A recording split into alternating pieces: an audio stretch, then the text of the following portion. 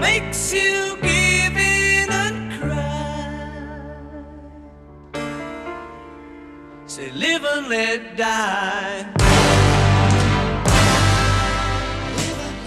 Quantum of Solace is the latest installment in the slew of James Bond films, starting originally with Sean Connery and Dr. No. But that's not exactly true, since after Pierce Brosnan kicked the metaphorical bucket on the Bond series, the heads of MGM decided to hit the restart switch on Bond's invisible car. And BAMF! We have a brand new Bond with a brand new hard-edged, badass attitude, played by Daniel Craig, whose prior work included Tomb Raider of all things. In my opinion, though, he's one of the better Bonds. He's a bit rougher cut than the previous Bonds, but that's okay, we're supposed to love him for his faults. He's not Sean Connery yet, he's still in training. After seeing Casino Royale, I was ecstatic that Craig would be Bond, and most audiences agreed with me, so you can understand my excitement when the posters for the new Bond came up. I was equally excited and confused by the title, Quantum of Solace, which literally means a very small amount of comfort, which confused me since the movie deals with foreign countries buying up oil and water.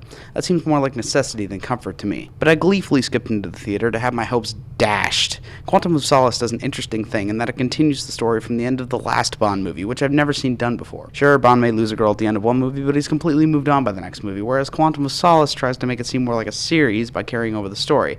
Come to find out, it doesn't work. He spends more time crying over his lost Vespa than he does actually focusing on the plot. It almost seems like he completely stumbles onto what the bad guys are doing while he's trying to get revenge on the man who killed his girlfriend. There was something about stealing gas, but it was hidden behind Bond crying and flipping cars. The action scenes were done well, but they almost seemed forced, like you could tell something was about to happen because nothing had exploded for 25 minutes. With this thought, it took a bit of the suspense out of the film. There was no signature lines, no gadgets in Quantum of Solace, which is good to an extent, but I expected something big to happen at the end of the movie. Instead, I got him dropping a necklace into the snow and getting in a car as a symbolic gesture that he had moved on. And it ended. I sat up in the theater enraged. Honestly, there was no climatic fight, no torture, no need for Bond to escape from death rays or get off an exploding island, which is what made the previous movie suspenseful. But there was no real conflict in this movie, just really nice looking action scenes. If you haven't seen it yet, I'd say avoid and go watch Casino Royale or one of the other movies instead. If you have seen it, then you know what I'm talking about. I can only hope that whatever Bond story they come up for the next movie is something better.